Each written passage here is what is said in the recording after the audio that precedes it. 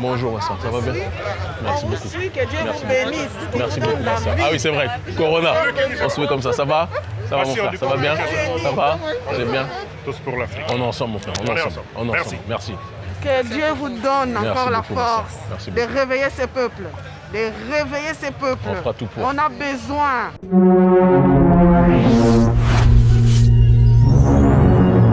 Voilà, maintenant, t'imprimes, et tu découpes. Petite vidéo aujourd'hui sur Kémy Séba. Je vous préviens, ça sera quand même un tant soit peu différent de Kémy Séba et je pense que je vous montrerai une vidéo que très peu de personnes ont pu voir, dont très peu de personnes sont conscients, qui date quand même de 5 ans et qui permettra de mettre en exergue justement mes propos. Bref, d'abord, petit rappel de la situation. Kémy Séba a été arrêté le 13 avril 2026 en Afrique du Sud à Pretoria. Il était avec son fils et une autre personne et il est soupçonné d'avoir voulu passer illégalement le territoire, la frontière, excusez-moi, du Zimbabwe pour pouvoir se rendre en Europe. Je sais pas pourquoi le mec il voulait aller en Europe, sachant qu'il a brûlé son passeport français, mais bon, peut-être qu'il a apprécié dans différents endroits. Bon, enfin bref, il est actuellement détenu et doit passer devant la justice sud-africaine. Pour rappel, parce que peut-être qu'il se fera extrader au Bénin, le Bénin a émis un mandat d'arrêt international contre lui parce qu'il est accusé d'avoir soutenu une tentative de coup d'État en décembre 2025 contre le président Patrice Talon, qui est le président actuel au Bénin. Donc voilà, vous pouvez le voir, vous pourrez le voir sur la vidéo de Génération Sankara, qui l'a plutôt bien amené. Il a même retrouvé la vidéo où on le voit apprécier justement cette situation. Il parle de coup d'État, tu sais, il fait coup d'État. C'était plutôt drôle. Mais bon, la raison pour laquelle j'ai voulu parler de Kémy Séba, c'est que Kémy Séba aujourd'hui est dans une situation où il galvanise les gens à travers, tu sais, ce qu'il a pu mettre en place, ce qu'il a pu faire. Et on va pas lui retirer cela, hein. Tu sais, le mec, il a fait pas mal d'actions qui aujourd'hui ont été intéressantes, utiles, que beaucoup ont apprécié, tu sais, vis-à-vis de la communauté noire, ou en tout cas africaine.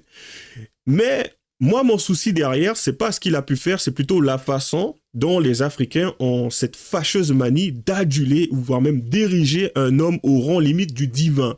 Je dis pas que c'est littéralement le cas, mais c'est plutôt, comme on pourra le voir justement dans une vidéo, cette fâcheuse manie qu'ils ont tendance à faire. Pourquoi je décide de faire cette vidéo? Parce qu'en fait, je fais un parallèle avec ce que pas mal d'Africains me reprochent, c'est par rapport à mes prises de position.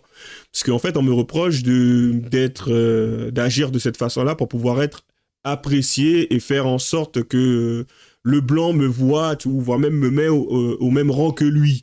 Ou voire même, hein, t'en as certains qui pensent que j'adule le blanc à un point, que j'en oublie mon histoire ou autre, que sais-je. Bon, enfin bref. Donc, du coup, moi, je vais faire un petit parallèle et je vais mettre ce que j'estime être une évidence aujourd'hui en avant, qui fait que la perception, en fin de compte, de beaucoup d'Africains est biaisée, qui fait qu'on peut constater quand même une différence entre certains blancs, par exemple en France, hein, qui, lorsqu'ils se retrouvent avec, je dirais, une personnalité politique qu'ils apprécient et qu'ils respectent, n'ont pas forcément la même attitude, parfois disproportionnée, qu'une personne qui a réalisé certaines actions pour les Africains. Bien sûr, je fais référence à Kémy Séba. Et c'est ça qui est particulier en fin de compte. Bref, on commence sans plus tarder avec la vidéo de Tradolep. Bien sûr qu'une petite partie que, d'ailleurs je précise, hein, je vous invite à aller voir par vous-même. Kémy Séba, l'imposture du militantisme noir. Très intéressant. Bref, nous on va s'intéresser qu'à une petite partie qui fera écho justement au message que je souhaite transmettre. Allez, c'est parti.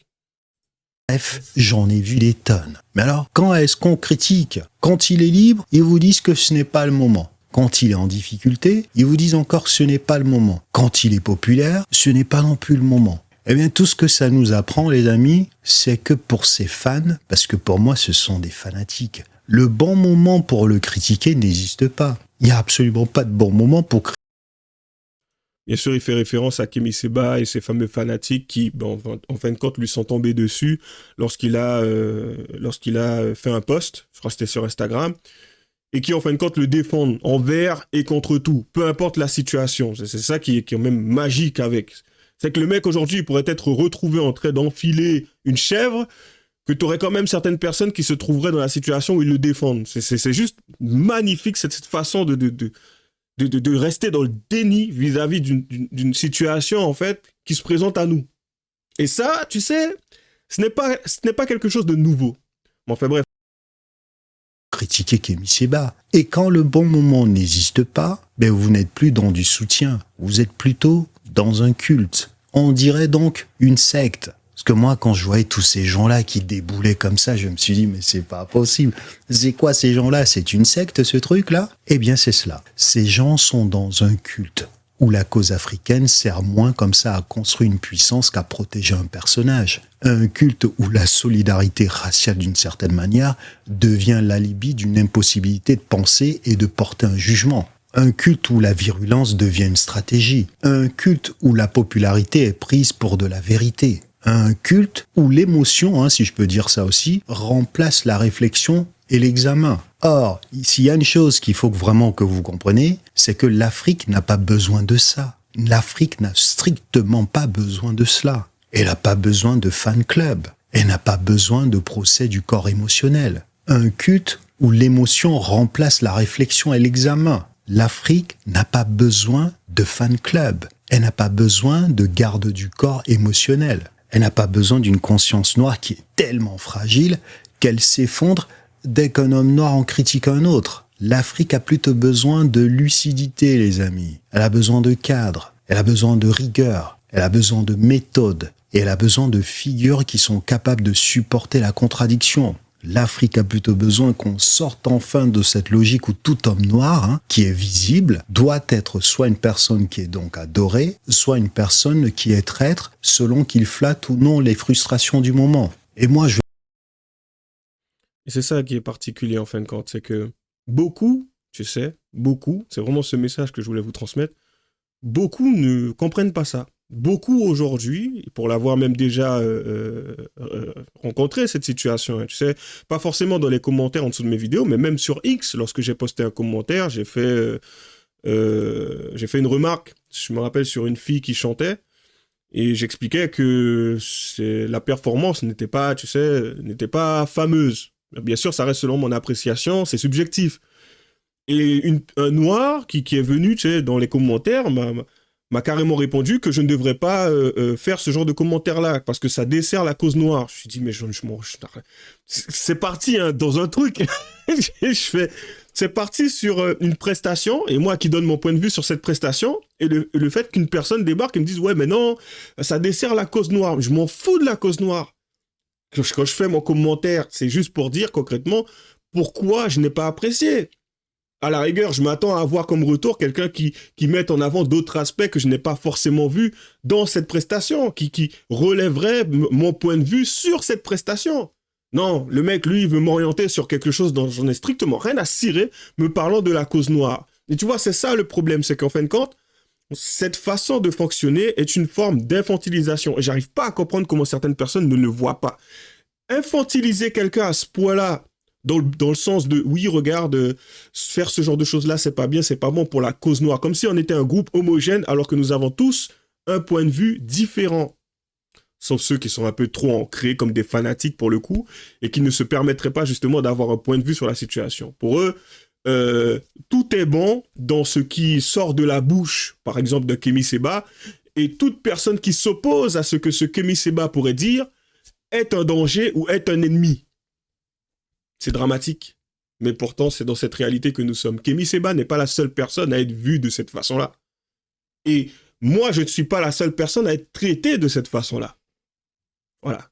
C'est que les gens voudraient littéralement que je me taise et que je rentre un peu, tu sais, dans le moule, un peu comme un mouton. Et il y a, comme je l'ai dit, une forme d'infantilisation où il faut caresser systématiquement les personnes issues de la communauté, comme, voilà, les caresser dans le sens du poil. Peu importe ce qu'ils font, combien même ils commettent le pire acte abject, ben dans ce cas-là, on y va, quoi. On appuie, on donne son aval, ou à la rigueur, on ne parle pas si on n'est pas d'accord. Mais on ne le met pas en évidence. On n'en parle pas. Parce qu'on part systématiquement du principe que certains pourraient l'utiliser contre nous. En fait, c'est systématiquement ça. Penser aux autres qui sont des ennemis.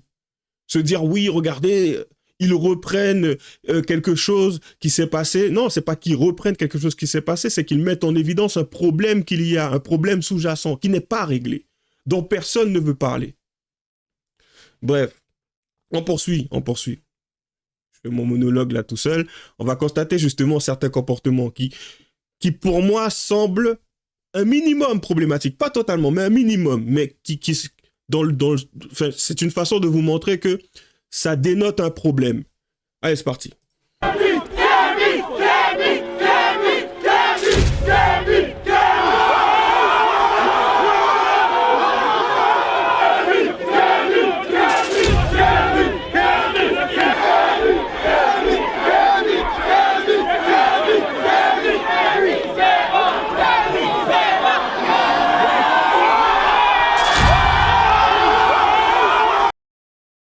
Je précise, hein, ce n'est pas un match qu'il a gagné. Hein.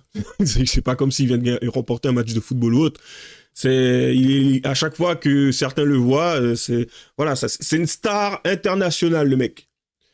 Tu sais, ce genre on peut faire le rapprochement avec des personnes qui sont totalement fanatiques vis-à-vis de leurs stars ou de leurs artistes. Hein. C'est pas mieux. Hein.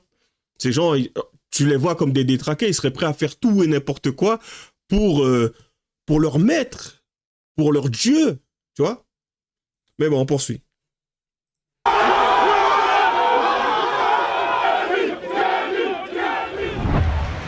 Donc ici, c'est Matongué, c'est le quartier, entre guillemets, afro de Bruxelles. C'est un peu l'équivalent du Château d'Eau.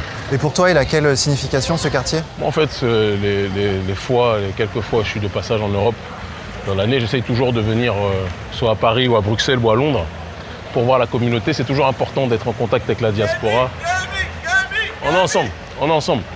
C'est toujours important que le continent et la diaspora soient reliés, soient connectés. Parce que quand on parle du panafricanisme, la doctrine du panafricanisme qui aujourd'hui prend quand même une grande intensité sur le continent, c'est une doctrine qui est née dans la diaspora, qui est née en Occident, parmi des gens qui avaient été arrachés à leur terre d'une façon ou d'une autre. Et donc, il est important d'entretenir ce lien entre la diaspora et le continent africain. Ça va mon frère, ça va bien? Enchanté. Vraiment, merci pour non, c'est notre devoir, mon frère. On continue de le faire. Merci beaucoup mon frère. S'il y a une façon de soutenir, on va continuer. On est ensemble, merci mon frère, merci. Ça va mon frère, ça va bien? On est ensemble mon frère. On est ensemble mon frère, ça va bien? On est ensemble. Ça va? Bonjour Vincent, ça va bien? Merci beaucoup. Que Dieu vous bénisse. Merci beaucoup ma soeur. Ah oui c'est vrai, Corona, on se fait comme ça va? Ça va mon frère, ça va bien? Ça va? C'est bien? Tous pour l'Afrique. On est ensemble mon frère, on est ensemble. Merci. Que Dieu vous donne encore la force de réveiller ces peuples. On fera tout pour. On a besoin de vous, on a besoin de tout le monde pour y arriver. Bonjour mon frère, ça va bien? Ça va? Enchanté mon frère. Ça va, je suis guadeloupéen et oh, venu et... c'est notre terre aussi, on est ensemble. Bien sûr, il n'y a pas de problème, il n'y a pas de souci, pas de problème. Ça va bien? Tu sais, c'est quand même intéressant cette position qu'il a vis-à-vis des personnes, parce que, en soi, faut dire les choses comme elles sont, c'est plutôt beau, c'est plutôt bien. Mais tu sais, quand on y pense, ça date de quoi? Ça date d'il y a 5 ans. Le mec, je crois, il est parti depuis 2011 de la France pour aller vivre en Afrique, je crois. Je pense que son combat est même beaucoup plus ancien. On est en 2026 aujourd'hui. Qu'est-ce que tout cela lui a rapporté? Tu sais, d'être mis au centre médiatique, d'avoir été autant mis en avant, autant adulé et apprécié par les Africains. Parce qu'en fait, les Africains, pour beaucoup, recherchent un sauveur, tu sais. Et après, quand j'y pense, ce n'est pas qu'africain de fonctionner comme ça. À partir du moment où tu as une personne qui se retrouve être propulsée, mis en avant par tout le monde, tu sais, la problématique, c'est que beaucoup vont se reposer sur lui. Pourquoi? Parce qu'il part du principe que cette personne a le pouvoir de tout renverser. Je préfère que, à mon niveau, tu vois, à travers mes vidéos, que ça soit plausible, que ça touche ou pas certaines personnes, mais que toucher différentes personnes autour de moi, qui elles-mêmes toucheront d'autres personnes autour de moi, qui auront petit à petit le courage de s'exprimer. Moi, je ne recherche pas directement quelqu'un qui viendrait me dire « Oui, franchement, ce que tu fais, ça m'a poussé, ça m'a donné envie de faire pareil. » Parce que j'en ai connu, des personnes qui m'ont dit « Oui, à la suite des vidéos qu'ils ont pu regarder chez moi, des vidéos que j'ai pu poster, ça leur a donné envie de faire et du coup, ils ont commencé à s'exprimer. J'en ai connu, ils me l'ont carrément dit. Et déjà, ça fait plaisir. Je préfère ma position. Tu sais, je cherche pas à avoir la gloire ou autre parce que comme je l'ai dit, j'ai mes raisons pour lesquelles j'ai cette, on va dire, j'ai cette vision de la France sur le long terme. Et je pense que c'est plus à droite qu'elle a des chances de se corréler avec ce que je vois et ce que je veux. C'est aussi simple que ça. Je ne cherche pas à être au-dessus de tout. Je ne vois pas l'intérêt d'ailleurs parce qu'à un moment donné, tu sais, quand tu te retrouves au sommet de la hiérarchie, tu as l'autorité, mais avec, il y a aussi ce qu'on appelle les responsabilités. Lorsque tu prends des décisions, tu es quasi seul à en subir les conséquences. Ne t'attends pas à ce que certaines personnes viennent t'aider ou pas, puisque tout le monde se repose sur toi. Donc c'est beaucoup plus intéressant de faire partie, tu sais, de la masse, d'essayer quand même d'influencer à mon niveau la masse, et faire en sorte que mon message, à travers mon message, il y ait, c'est une forme d'ouverture sur le monde.